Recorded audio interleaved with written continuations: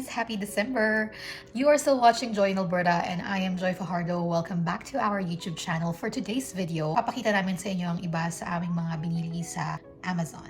Ayan, may mga dumating na mga boxes from Amazon. Bigyan ko kayo ng context bakit tayo namili. Hindi ako talaga namimili mga online ganyan. Madalang, no? Pero this time, namili ako kasi tinake advantage ko yung Black Friday. Most dito sa mga items na to ay kay Vibe kasi di ba magsa second birthday si Vibe.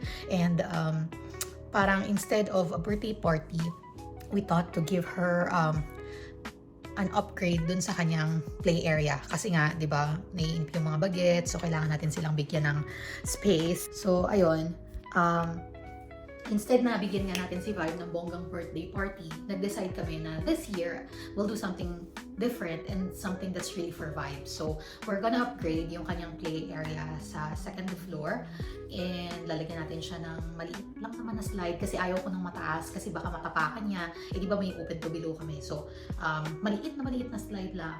And then, cute na sofa kasi lagi siyang nasa floor lang nakaupo. Or, minsan nakikiupo siya sa sofa kaso naliliit kami kasi baka mahulog siya, ganyan. So, binili namin siya ng maliit na sofa and ano pa ba yun? Basta may maliliit na items lang naman para medyo ma-upgrade lang yung kanyang play area. So, kaya may mga boxes dyan. Binili ko din siya ng konting mga clothes para naman pang Christmas, ganyan. And then, syempre, nakisabay na rin ng mommy. So, biggest item for my office dito sa binili ko is yung electric standing desk. Ayan. So, pakita ko sa inyo, nung isang araw pa ito dumating actually, most of the items arrived last week. Pero hindi namin siya mabuksan kasi nga, busy-busyhan ng family. Actually, today din, today is a Saturday and busy din kasi Saturday lunch, may invitation kami for kids birthday party. And then in the afternoon, may massage ako dito lang naman sa isa sa mga massage area dito sa my north side. And then in the evening, merong dinner party si Kiko. Hindi ko sure kung sasama kami, pero tignan natin. And then tomorrow, may playdate si Vibe. So busy ang weekend namin. So siningit ko lang talaga to while they're sleeping. O sige, gawa tayo ng video kung kaya kong itayo itong mag-isa. Chinek namin siya the other day kasi gusto kong makita, baka may basag. Kasi yung pinili kong desk ay, ano siya, ano man tawag doon? Basta glass sheet. Ano may tawag doon sa glass na yun? Nakalimutan ko, mamaya kita natin. Pero yun yung pinili kong surface kasi parang medyo maiba. Kasi yung current ko ay, sorry guys, magulo. Lagyan natin ng ibang color. Okay. Yan, happy kayo? So, hindi ko na nagagamit tong office na to guys kasi nga hindi ko mabantayan si Vibe pag dito ako sa office na to. Pag ginagamit ko lang to kapag may bantay talaga si Vibe na talagang titingin sa kanya. If not, kailangan within the same space magkasama kami ni Vibe. Eh dito kasi guys, naging ano na siya, na etong mini altar namin na to ay nasa labas siya before. Kaso nga kinukuha ni Vibe yung mga maliliit na mga Santo Niño. So, yun. Pinasok namin siya dito kaya siya napunta dyan. So, anyways, naging ano nga to, naging taguan siya nung mga items na ayaw namin galawin ni Vibe sa labas. So, if I'm gonna use this as an office, medyo madaming magagalaw si Vibe dito sa area na to. So, hindi ko na nga siya masyadong nagagamit. Yun, backstory lang. Parang medyo late na nga ako, di ba? Parang lahat back to office na. Ako ngayon pa lang ako kukuha ng standing desk.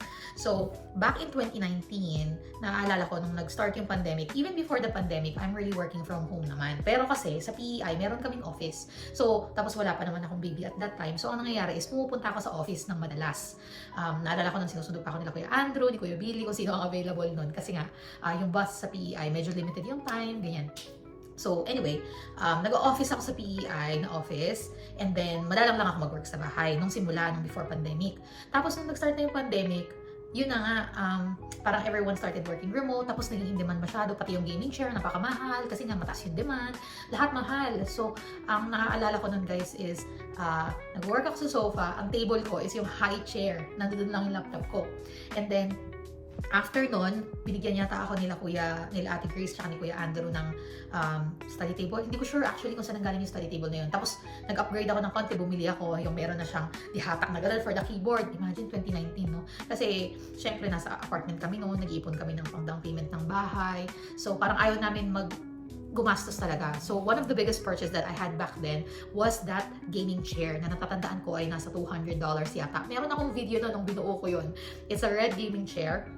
And then, ginive up ko na din siya nung nasa pag-ipat namin ng tawag dito, paglipat namin ng Jardine, give up ko na siya kasi hindi siya ganun ka ergonomic. Hindi siya, comfortable siya, but it's for gaming, it's not for office. Bumili ako ng simple lang naman na, is it IKEA or Staples?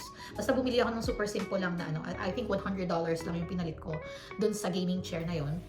And then, binenta na rin namin siya. Yung table ko nun is yung pa-L. Mura ko yung nakuha before. Nagma-marketplace lang ako sa PEI. And then, syempre, hindi namin siya mabibitbit. So, binenta ulit namin siya. And then, pagdating namin dito, yun nga, nakakita kami ng murang bilihan ng mga kagamitan. Doon namin binili tong table, hindi kita. Ayan. So, sobrang simpleng table lang. Ako talaga ay, basta maka-work lang ako, okay na. So, ito yung table na ginagamit ko. And then, pati itong chair, same ng vendor, same ng store na pinagbilan.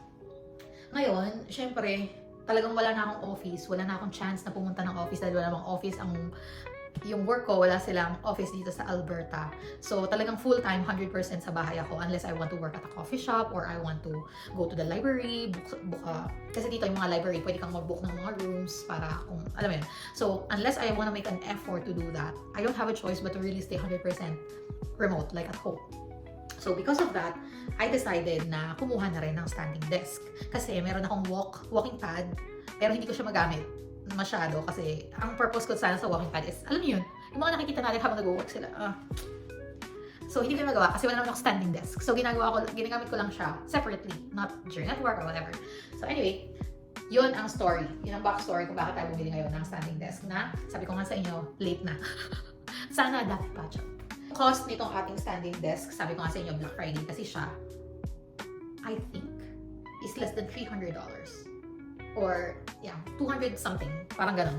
Kasi hindi naman ako bibili ng mahal. Diba? Actually, medyo may pamahalan pa nga rin siya. Pero, sige na lang. Gift for thyself. It's been a year since kita ba? It's been a year since we moved here. So, I think it's a deserved upgrade naman. So, before we start, kiki ko mga gamit to. Kasi yung sa akin nasa taas. Madami rin ako nabiling mga cute items for office, yung mga palagay sa table. Ewan ko lang kung kakasya. So mamaya ko sa inyo papakita or sa susunod na vlog. Ngayon, papakita ko sa inyo is yung table. Gusto ko lang mabuo siya before kami umalis today para at least nakaset na siya. And then I have 2 weeks leave, so meron akong time to medyo mag-tidy up dito sa room and sa buong bahay na rin.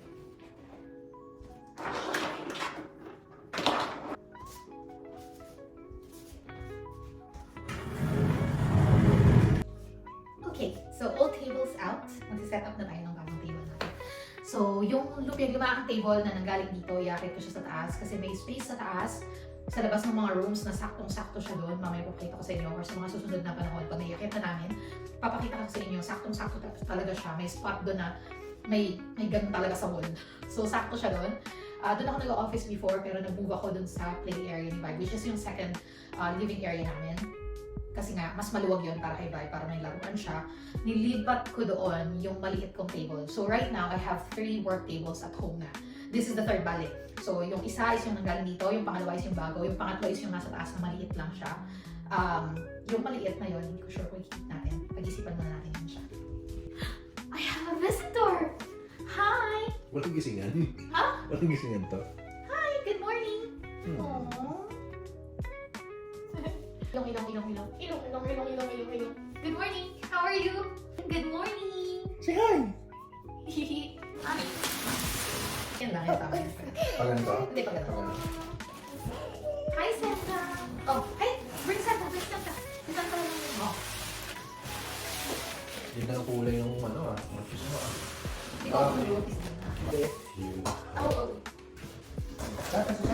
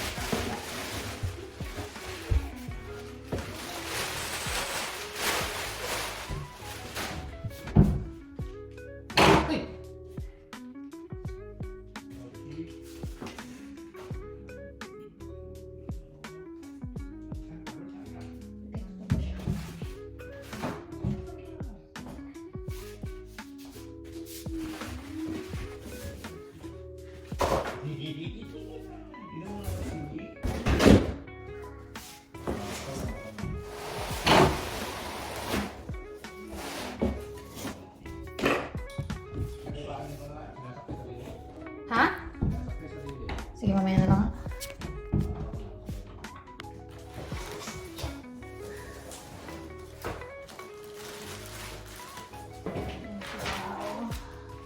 Nakabaliktad sa akin, nakabaliktad na siya. Ayan ito. Ano, i-gagan muna natin. Tingnan ko na yung pinakataas niya.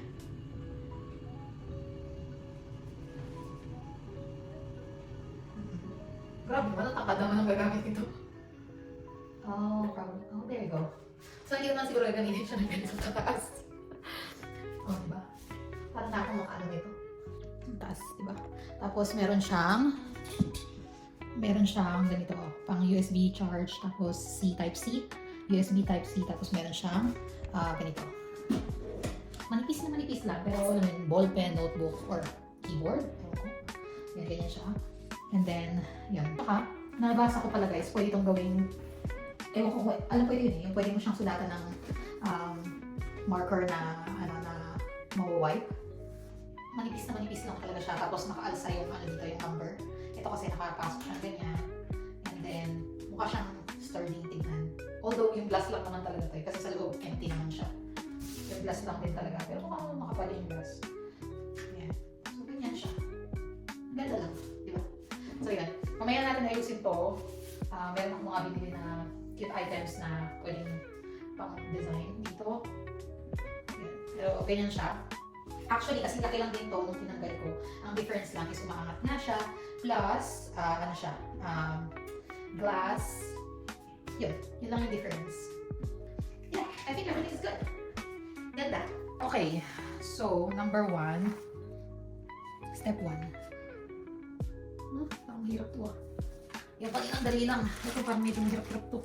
So, ang dito sa kanya, number 1 is meron siya nito. Pwede kayong maglagay ng, manipis lang siya, pero pwede kayong maglagay ng notebook, pwede kayong maglagay ng keyboard, pwede kayong maglagay ng pen. Mukha siyang makapal kasi yung ibang nakikita ko, sobrang nipis niya, tapos nakaalsa dito yung number. So, para mas smooth siya. At saka alam ko may child lock to. Parang ito yata yung child lock. So, mamaya aralin natin yan. So, mukha siyang makapal. Tapos, isa pa dito guys is itong glass. Pwede mo siyang sulatan ng, basta hindi permanent yung pen. Ano ba tawag doon? Hindi permanent marker. Yung isa, erasable, washable, yung ganun. Pwede mo siyang sulatan dito kasi nga, glass siya. Tapos, mukha siyang malapad compared sa pagwood. Kasi size lang naman ito nung tinanggal ko dito, pero parang ang lapad niyang tingnan. So, yun siya. Bumili din ako ng mga ibang items na pang partner dito, like yung cable na pang-arrange sa ilalim para hindi siya nakakalat, tignan. Bumili rin ako ng, ano ba yung mga binili ko, light para dun sa monitor. Kasi di ba syempre pag nakikipag-video call or something, medyo dark kasi yung light nito. Tapos nasa likuran ko siya. So gusto ko ng something na nandito sa harapan ko. Ano pa ba yung mga binili ko? Charger. Bumili ako ng wireless na charger kasi hindi ko sure kung maganda ba ang pag-charge dito, kung fast charging ba siya or what. So may binili ako ng wireless para sa table. So pwede yung phone, pwedeng watch, at saka pwede rin ang earpods na sabay-sabay mo siyang charge. Parang tatlo yung ano niya. Bilang bago nga ito gusto ko ng medyo maayos-ayos na setup. So yun siya. Binili ko siya, chinek ko na yung price. Naghintay ako ng Black Friday sale. It's about $300. So, hintay lang tayo kasi baka naman magkaroon naman ng Boxing Day sale. So, hintayin natin lang yun. Pag walang sale, I think it's close to 400. So, yun. Mas mura din yung wood. Pero, sabi ko nga, since bibili na ako ng, ito na yun parang ito na talaga siya. So, kinuha ko na yung talagang gusto ko na glass. Yun talaga yung isa sa mga dreams and wishes and desires ko. Dati nagkaroon ng ganito sa Costco. Pero yung sa Costco, mas maliit yata dito. Tapos noon, syempre, hindi pa naman yung priority namin. Priority namin at the time is makakuha kami ng sofa, ng dining set, ng mga kutsyon. So, hindi siya priority for me that time. So, hindi yun yung binili ko back in 2024, last year. So, ngayon na medyo nakasettle na, ayan, bumili na tayo ng sarili natin na ito na talaga yung gusto natin. Samahan niyo naman ako magbukas ng ibang mga items na binili natin. Yung first item, ito yung pinakamalaki. Ito yung patungan ng pinaka-monitor. Hindi ko sure kung okay ba siya. So, tingnan natin. Bakit? Hindi, ganda talaga. Wow, ganda talaga. Not bad ah. Hindi ko po ino-on. Kita mo naman. Not bad ah. Baka nadidiliman yung ano yung monitor. Hindi, para pag may meeting kayo, ganyan ba ang konti sa'yo? Silow ka, di ba? Tapos pwede pa yan ganito yung pare. Isa lang. Ganda ba? Tapos meron siyang kasama. Ayan ah, pwede rin Remote. Remote. May kasama siyang remote. Kaso lang, wala tayong battery. So, pwede siyang nandito lang sa yung nakaganyan lang siya. Tapos pagka Kinokontrol mo lang. night light, brightness, timing. Okay, meron pa. Dapat pala yung mga ganito iiwan ko dito kasi hindi ko Yeah. kung paano siya gamitin pa. Okay. So, meron pa ba? Yes, meron pa. There's more. Meron pa? Ano na lang yung charger na lang yun.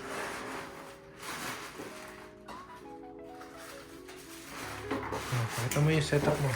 Hindi ko na madumi ko. Wait lang.